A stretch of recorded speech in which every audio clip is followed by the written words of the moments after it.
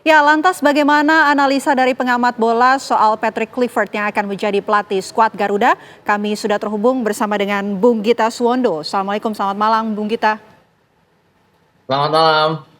Bung Gita, kami minta analisanya terhadap Patrick Kluivert yang kemudian sudah ditunjuk oleh PSSI menjadi pelatih dari skuad Garuda Indonesia sampai dengan 2027. Seperti apa? Iya, kalau melihat CV dia sebagai pelatih, sebagai pemain oke. Dia bintang di Ajax, dia pernah bersama AC Milan, dia juga bersama Barcelona. Tapi kalau melihat jejak rekam kerjanya sebagai pelatih, dia lebih banyak sebagai asisten pelatih. Terakhir Oke. menjadi asisten pelatihnya Seedorf di Kamerun. Kemudian kalau kita bicara dia sebagai pelatih kepala, tidak mentereng sama sekali. Dia klub Turki, dia dipecat, masuk zona degradasi. Kemudian menangani tim nasional Curaçao yang ada di peringkat 91 FIFA. Dia hanya mencatatkan 1 kali kemenangan, kemudian 2 kali kalah dan 2 kali imbang dan 3 kali kalah.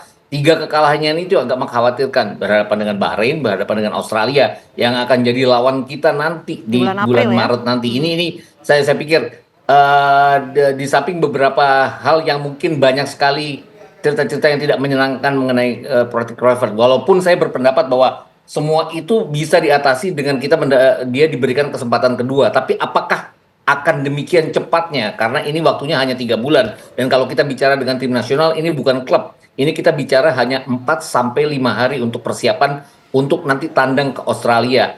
Kalau kita bicara bulan September lalu pada saat kita menjamu Australia, bagaimana kita dikepung oleh Australia dengan strategi Sintayong saat itu yang dianggap sangat bertahan, tapi terbukti efektif. Australia tidak bisa mencetak gol ke gawang kita dan kita mendapatkan 1 poin. Itu pada saat kita menjamu mereka. Sekarang kita tandang dengan mungkin strategi baru yang akan dikeluarkan oleh Kluivert, dengan mungkin ada beberapa pemain yang akan dinaturalisasi juga sesuai dengan petunjuknya dia. Ini yang saya agak khawatirkan, apakah kita akan bisa cepat nyetel dengan strategi baru dari Kluivert itu nanti.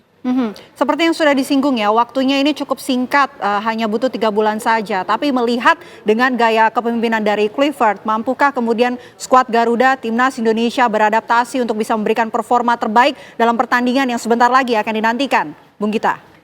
Harus ya, mau tidak mau harus, karena kan targetnya benar-benar tidak ada target proses lagi ya. Targetnya harus kita lolos ke Piala Dunia, setidaknya lolos ke putaran keempat. Itu artinya kita harus mendapatkan 6 sampai 7 poin. 6 sampai 7 poin itu didapat di mana?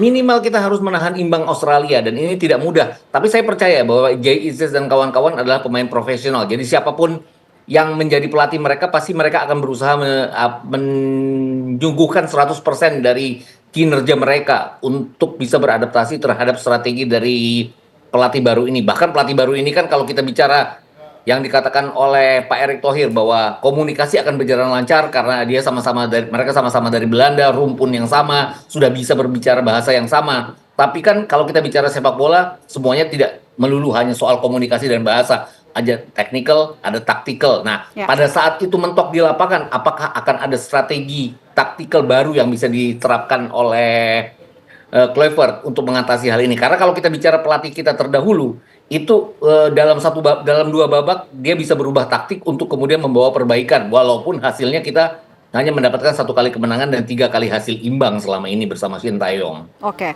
strategi dan juga taktikal baru yang mungkin saja nanti akan dihadirkan oleh Kluivert ini. Tapi mungkin yang jadi pertanyaan lainnya, Bung Gita, bagaimana kemudian dengan psikologis dari para pemain Timnas Indonesia dengan hadirnya pelatih baru, dengan adanya pergantian pelatih baru di tengah-tengah pertandingan yang sudah sangat dekat lagi nih akan dilaksanakan begitu.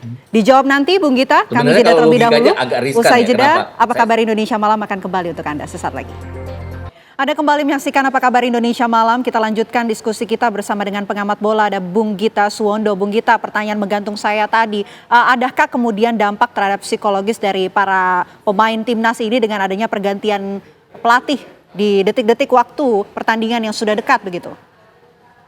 Sebagai profesional harusnya enggak ya, karena apalagi ini 3 bulan, mereka kan sudah tahu bahwa kalaupun mereka menganggap bahwa pelatih terdahulu Sintayong adalah ayah, teman, dan sebagainya yang sering mereka katakan di masing-masing sosial media mereka, tapi mereka sebagai profesional pasti akan berusaha untuk memberikan yang terbaik untuk pelatih yang baru.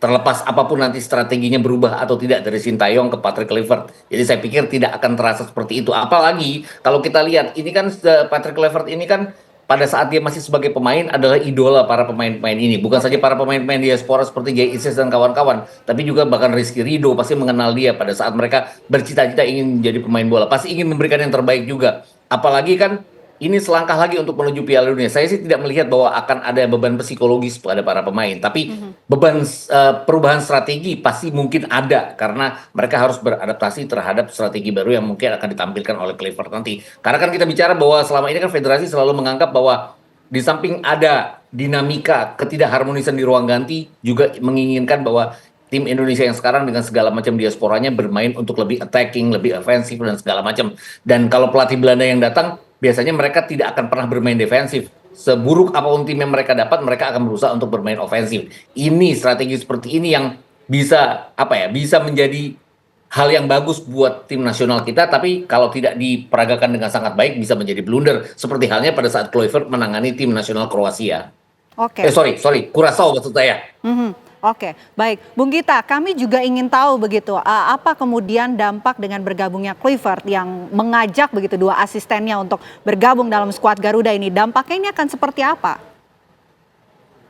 Pilihan asistennya oke ya, artinya Pastor dan Lanzat ini kan secara taktikal dan teknikal mereka sangat baik sekali. Bahkan kalau kita bicara Pastor, dia kan punya rekor membawa 3 klub dari Eredivisie, Eerste Divisie, Divisi 2 Liga Belanda menuju Eredivisie. Tapi rekor dia sebagai asisten pelatih di Eredivisie tidak tercatat cukup baik. Artinya klubnya juga tidak demikian merajai Eredivisie. Lanzat juga sama halnya. Ini yang saya pikir bahwa kalau kita berhadapan dengan Jepang, berhadapan dengan Arab Saudi sudah nggak lagi ya, berhadapan dengan Australia, bahkan berhadapan dengan Bahrain dan China nanti, kita harus punya level pelatih yang sudah biasa untuk bertarung di Eredivisie, divisi 1 masing-masing negara. Kita bukan lagi berhadapan dengan tim-tim seperti Laos, Malaysia, kemudian Timor Leste, Kamboja dan lain-lain. Ini yang saya pikir juga harus diwaspadai oleh Kluivert karena dia menangani tim ini baru dan rekornya juga tidak terlalu bagus sebagai pelatih. Jadi ya harus waspada aja. Bukan mengecilkan artinya dia. Siapapun pelatihnya pasti saya akan sangat mendukung tim nasional kalau bisa memerankannya dengan sangat baik pelatih baru ini. Oke, catatan mungkin Bung Gita yang Anda berikan untuk pelatih baru Timnas Indonesia begitu dalam memimpin ataupun melatih para skuad Garuda. Mungkin tidak banyak waktunya dengan dia ya. Tidak banyak seperti Sintayong. Karena Sintayong punya dari tahun 2019 sampai tahun 2024 ini. Tim kita lagi tertatih-tatih, kemudian dibawa oleh dia makin lama makin maju. Intinya adalah Kluivert harus mengambil hati supporter Indonesia yang sudah terlanjur jatuh cinta sama Sintayong. Itu mungkin yang berat terutama pada pertandingan melawan di GBK nanti. Karena saya pasti kalau hasil buruk melawan Australia pasti nama-nama Sintayong akan dielukan pada saat kita menjamu Bahrain di GBK nanti. Kalau itu tidak diwaspadai oleh dia ya mungkin akan sangat berat bagi para pemain, di mana para pemain itu seperti apa ya, seperti tidak didukung oleh penonton walaupun sebenarnya penonton mendukung tim nasional kita. Dan ini yang penting nih Bung Gita yang mungkin juga perlu ditangkap oleh para supporter ataupun masyarakat Indonesia dengan hadirnya pelatih baru ini. Apa sebetulnya vision yang kemudian diharapkan oleh PSSI dengan hadirnya pelatih baru bagi skuad Garuda? Saya lihat sih kalau kita melihat Pak Erik dan juga PSSI berkeinginan kita aman untuk lolos ke Piala Dunia. Walaupun saya tetap menganggap bahwa dengan Sintayong kita tetap akan ada di jalur aman karena sudah ada 6 poin dan kita ada di posisi ketiga. Tapi intinya adalah banyak yang menggadang-gadang bahwa ada perpecahan di antara Sintayong yang memang keras gayanya karena gaya Korea dengan para pemain. Jadi saya pikir ini yang coba diperbaiki bahwa dengan datangnya Kluivert pemain akan lebih manut kepada Kluivert. Walaupun tetap manutnya akan punya jarak waktu karena hasil di lapangan yang akan sangat menentukan. Kan kalau kita lihat bagaimana ricuhnya antara pemain dengan Sintayong, kabarnya adalah pada saat kita tidak membawa hasil yang signifikan berhadapan dengan Bahrain dan juga berhadapan dengan Cina. Nah, kalau 2 pertandingan ke depan nanti tidak juga seperti diharapkan para pemain ya, hal yang sama juga akan terjadi. Ini yang harus diwaspadai oleh Kluivert. Oke, baik itu yang harus diwaspadai. Terima kasih banyak analisanya Bung Gita Suwondo selaku pengamat bola. Selamat malam Bung Gita, sehat selalu. Selamat malam.